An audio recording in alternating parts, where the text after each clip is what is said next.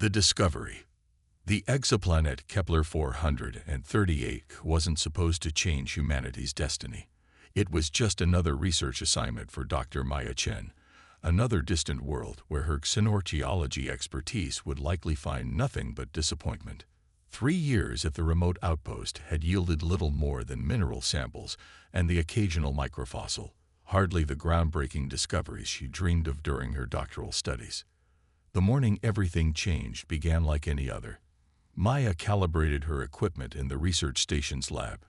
The artificial gravity and recycled air, a constant reminder of how far from Earth she was. Outside the reinforced windows, Kepler-438's red sun cast an eerie crimson glow across the barren landscape, the atmosphere too thin to support anything but the hardiest extremophiles. Dr. Chen, you need to see this.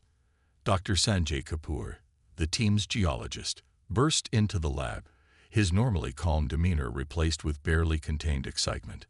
The ground-penetrating radar picked up something unexpected. Maya followed him to the monitoring station, where a three-dimensional holographic display showed subsurface anomalies. What immediately caught her attention wasn't the typical geological formations they'd been cataloging for months. This was different. Geometrically perfect angles, symmetrical structures, deliberate patterns. "That's not natural," she whispered, her heart racing. "How deep?" "About 300 meters. And Sanjay paused, his voice dropping. "It's giving off energy readings." Within hours, the entire 12-person research team had assembled. Captain Laura Diaz, the military liaison to their civilian operation, immediately established security protocols, while Dr. Victor Novak, their xenobiologist, speculated wildly about what life forms might have created the structure. "We need to excavate," Maya insisted during their emergency meeting. "This could be the first conclusive evidence of advanced alien civilization. Or it could be dangerous," Captain Diaz countered. "Protocol says we notify Earth Command first. By the time we get approval, another research team will swoop in and take over," argued Dr. Eliza Washington, the team's physicist. "The signal delay alone is 42 minutes each way." Maya made the decision that would alter human history forever. "We start digging now. We'll notify Earth Command simultaneously. Better to ask forgiveness than permission." The excavation began with automated drilling equipment, but as they approached the structure, Maya insisted on more delicate methods. 27 hours later, operating on stimulants and adrenaline, they breached the outer wall. The structure wasn't just a building.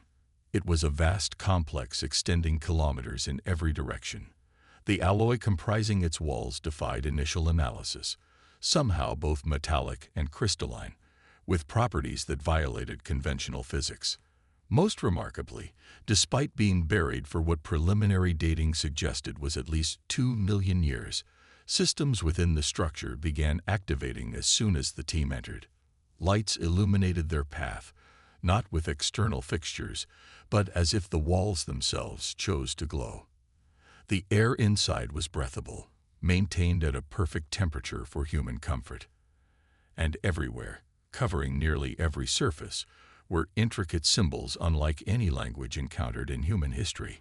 "It's responding to us," Maya realized as she watched a door slide open before them without any visible mechanism or trigger, almost as if it was expecting humans, finished Victor, his voice barely audible. The central chamber they discovered on the third day changed everything. A massive crystalline structure dominated the space, pulsing with an inner light that shifted through colors no human language had names for. Surrounding it were what appeared to be interface stations, panels and controls ergonomically designed for beings with almost exactly human proportions. When Maya approached the nearest console, wondering how creatures from millions of years ago could have evolved with such similar physiology to humans, the crystalline structure pulsed more intensely. Symbols began flowing across surfaces throughout the chamber, too fast for even the AI translation programs to process. "Don't touch anything," Captain Diaz ordered. But it was too late. Maya's hand had already made contact with the console.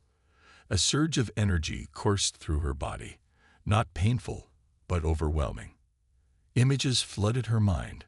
Stars exploding, worlds being terraformed, civilizations rising and falling, and a war that spanned galaxies. Most disturbing were fleeting glimpses of creatures that looked almost human being created in laboratory settings. When she collapsed, the team rushed her back to the medical bay at the research station. Dr. Layla Barakat, their physician, found nothing physically wrong despite Maya's unconsciousness lasting 16 hours. When she finally woke, Maya couldn't stop talking.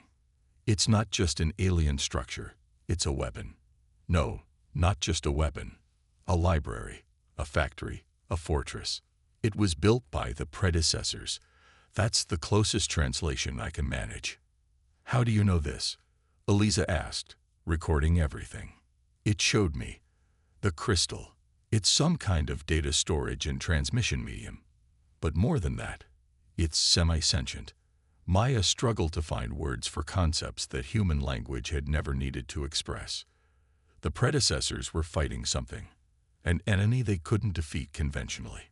The war lasted millennia, across thousands of star systems. The team listened in stunned silence as Maya described a conflict beyond human comprehension, one that had shaped the very evolution of the galaxy. But here's what's truly incredible. Maya continued, her eyes wide with the implications. The predecessors didn't just disappear or go extinct. They had a plan. They seeded specific worlds with genetic material, directing evolution toward certain outcomes. Earth was one of those worlds. The revelation sent shockwaves through the team. If Maya was right, if the information transferred to her was accurate, humans hadn't evolved naturally. They had been engineered over millions of years for a specific purpose. We're keys, she explained. The predecessors designed humans to be compatible with their technology. That's why the structure responded to us. That's why the controls fit our hands perfectly. Earth Command's response came faster than expected. Within days, a military research vessel was dispatched to Kepler 438c. But they weren't the only ones interested in the discovery. The first sign of trouble came when communications with Earth were suddenly severed. Then unidentified ships appeared in orbit, not Earth vessels, but something else entirely. "We've got company," Captain Diaz announced, monitoring the orbital tracking system. 3 ships, configuration unknown. They're deploying smaller craft toward the surface. They're coming for the structure, Maya realized. Someone else knows about the predecessors. The research team had limited defensive capabilities. Their outpost was scientific, not military. But they had one advantage: the structure itself. "We need to get back inside," Maya insisted. "The crystal showed me things, capabilities within the structure that could protect us." Captain Diaz hesitated, weighing protocol against survival. What kind of capabilities? Defensive systems, shields, maybe more. Maya couldn't explain how she knew, only that the knowledge felt certain. The structure was built to defend itself. With unknown hostiles approaching, they had little choice. Maya led a small team back to the structure, while the rest prepared the research station's minimal defenses. Inside, the central chamber had changed. The crystal pulsed with increased intensity, and new interfaces had emerged from the walls. "It's responding to the threat," Maya observed. "Its defensive protocols are activating." When she approached the main console again, there was no hesitation. Maya placed both hands on the surface, and this time, the energy transfer felt different, more controlled, directed. Information flowed both ways, the structure scanning her neural patterns, even as it fed data directly into her consciousness. "The structure isn't just a weapon or research facility," she announced to the team. "It's a nexus point, one of many constructed across the galaxy. They're all connected somehow, quantum entangled, and they were built specifically to be activated by beings like us, by humans, when the time was right." "The time for what?" Sanjay asked. Before Maya could answer, the entire structure hummed with power. Displays activated throughout the chamber, showing the approaching ships. but with a level of detail impossible from their own sensors.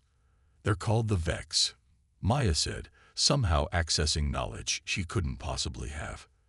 They're the enemy the predecessors fought. Or rather, descendants of that enemy. They've been searching for these structures for millennia, trying to claim the technology for themselves. How do you know this? Captain Dias demanded. Maya's eyes reflected the strange light of the crystal. Because the structure is telling me.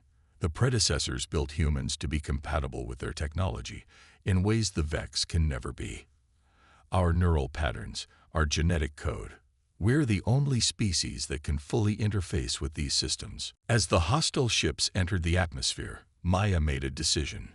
With her hand still on the console, she mentally activated defense protocols she somehow understood perfectly. Energy surged through the structure, up from deep within the planet. Above them, the sky itself seemed to ripple as invisible shields enveloped not just the structure, but the entire research outpost. The first attacks from the Vex ships dissipated harmlessly against the shields, but Maya knew this was just the beginning. The true battle for humanity's newfound legacy was about to begin. The Awakening. The Vex ships hovered above the research station, their weapons temporarily ineffective against the shields Maya had activated. Through the structure's advanced monitoring systems, the team watched alien beings disembark onto the planet's surface, humanoid, but with proportions just wrong enough to trigger a primal unease. Their movements were too fluid, their limbs too long, their eyes too large and entirely black. "They're attempting to communicate," announced Dr. Nadia Tuma, the team's communication specialist, monitoring frequencies. "It's not like any language we've encountered, but the AI is detecting patterns." Maya felt a strange pressure in her mind, not painful, but insistent. "They're not just using radio waves," she realized. "There's some kind of psychic component. They know I've interfaced with the structure." The translation finally resolved itself through their systems. "Relinquish control of the predecessor facility. Your species is not ready. You do not understand what you have found." Captain Dias looked to Maya. "Can we communicate back?" Maya nodded, placing her hands on the console again. Rather than speaking aloud, she simply thought her response, knowing the structure would transmit it. "We have activated the defensive systems. We will protect this discovery." The reply came instantly, this time bypassing their translation systems and appearing directly in Maya's mind. "You are playing with forces beyond your comprehension. The predecessor's plan was flawed. If you continue, you risk destroying everything." More ships appeared in orbit, dozens, then hundreds. Not all were Vex vessels. The structure's sensors identified at least 7 distinct species, a coalition of advanced civilizations that had apparently united for this moment. "They're afraid," Maya realized. "They've known about the predecessors and have been keeping this technology suppressed. They don't want humans to have it." The orbital sensors detected a massive energy buildup from the largest vessels. "They're charging weapons," Captain Dias announced grimly. "Our shields won't hold against that level of firepower." Maya felt the structure responding to the escalating threat, unlocking deeper systems. Knowledge poured into her mind, terrible and wonderful. The true scope of what they'd discovered began to unfold. The predecessors weren't just fighting a conventional war, she explained rapidly. They were fighting against entropy itself, against the fundamental laws of physics. The enemy wanted to accelerate the heat death of the universe for reasons we can't comprehend. The predecessors created these structures as a network that could rewrite reality at the quantum level, preserving stars, creating new elements, extending the viable lifespan of the universe by trillions of years. "And they created us to continue their work," Eliza whispered, understanding dawning. "We're not just keys to their technology. We're their successors." Maya nodded. "The human brain, our neural architecture, is uniquely suited to interface with the quantum manipulation systems. Other species can use parts of the technology, but only humans can access its full capabilities. The Coalition's ultimatum came through all communication channels simultaneously. Humanity has 24 hours to surrender the predecessor facility and agree to genetic restrictions that will remove your ability to interface with this technology. Refusal will result in the sterilization of your homeworld. Earth was still unaware of the full situation. The communication delay meant humanity's leaders would have no time to debate or decide. The 12 members of the research team found themselves making decisions that would affect the entire species. "We can't let them destroy Earth," Dr. Barakat insisted. "But we can't surrender this technology either," countered Elisa. "If what Maya says is true, this is literally the most important discovery in human history." Maya felt the structure offering a third option, one that terrified and exhilarated her. "There's a way to demonstrate our worthiness," she said quietly, "to show them we're not a threat, but we won't be intimidated either." She explained what the structure was suggesting: the full neural interface that would allow her to access the entire predecessor network, not just this facility, but all of them, scattered across the galaxy. It would grant her powers beyond comprehension, but at significant risk. No human brain was meant to process that much information at once. "You could die," Dr. Barakat warned after running simulations. "Or worse, your consciousness could be overwhelmed, lost in the network forever." "We don't have a choice," Maya replied. "If I don't do this, Earth dies." The procedure required the entire team's assistance. Maya would be placed in a specially configured chamber within the structure, one designed specifically for the complete integration of a compatible consciousness with the predecessor network.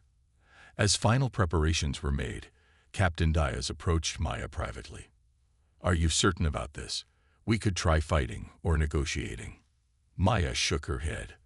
"Their technology is thousands of years beyond ours, and they won't negotiate. They're too afraid of what humans might become." She managed a tense smile.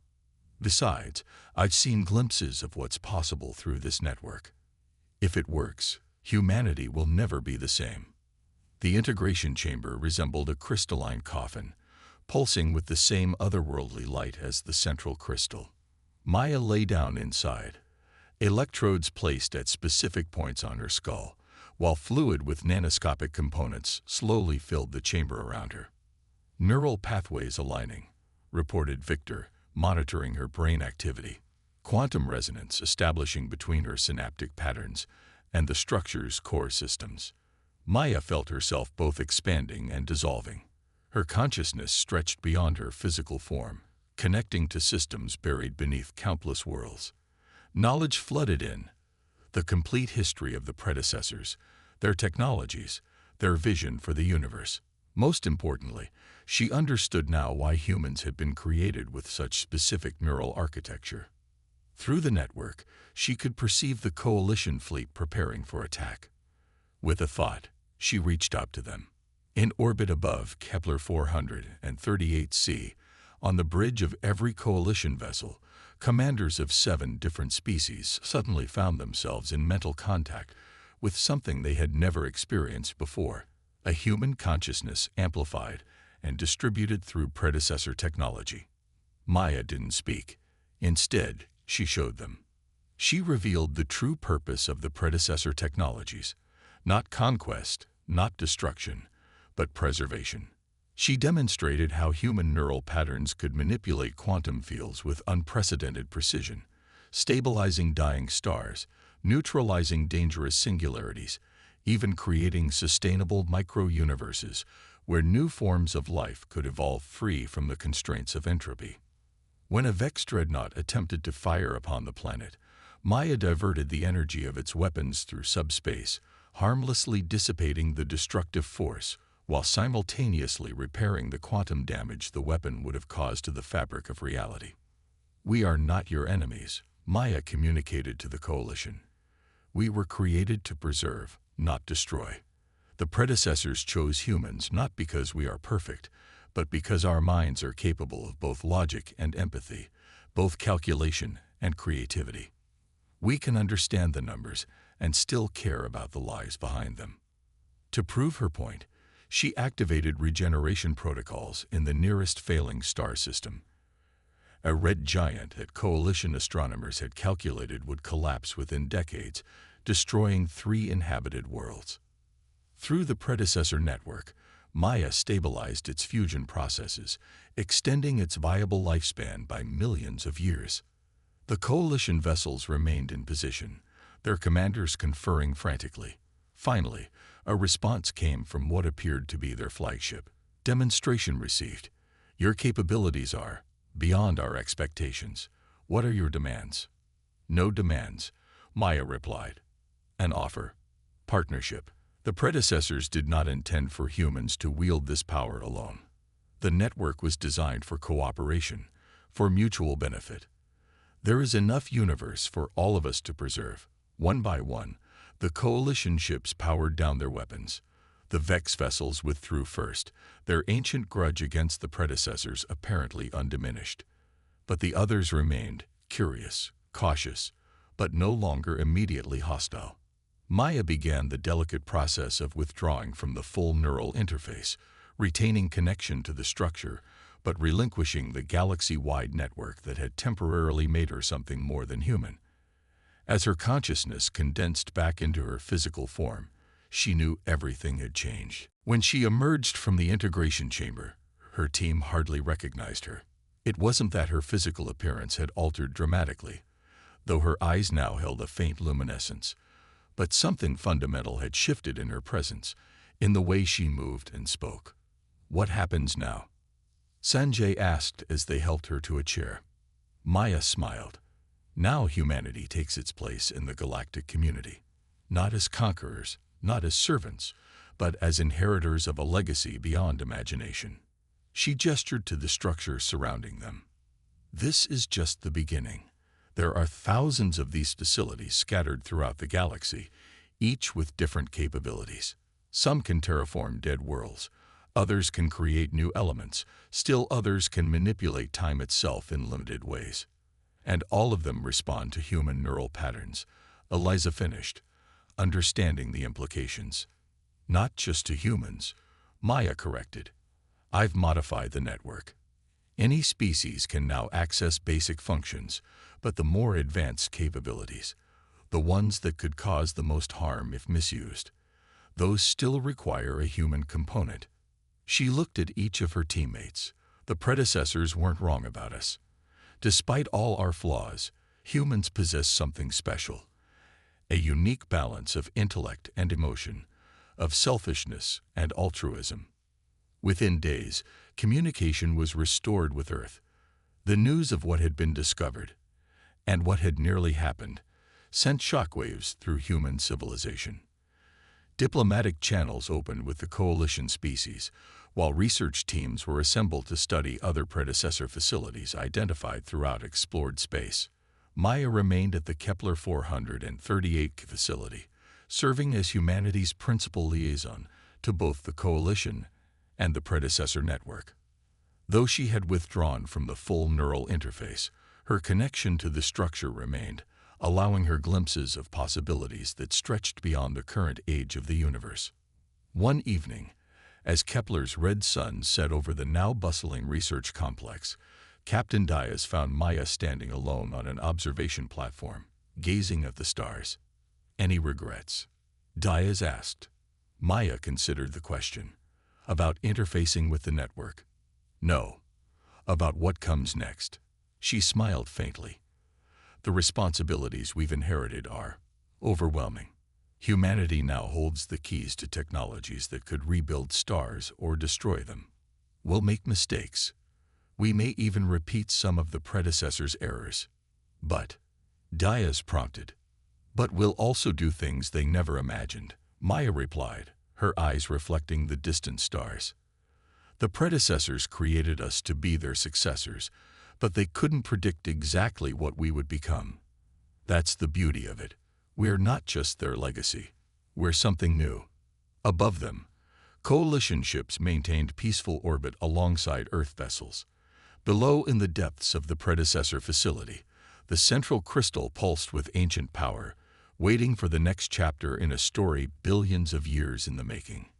Humanity had found its place in the cosmos, not just as another species among many, but as inheritors of a cosmic legacy, guardians of a technology that could reshape reality itself. The war the predecessors had fought was not over, merely in a new phase. And humans, with their contradictions and complexities, their flaws and their strengths, were finally ready to take up the mantle. The lost secrets of an ancient war had been discovered, and everything had changed.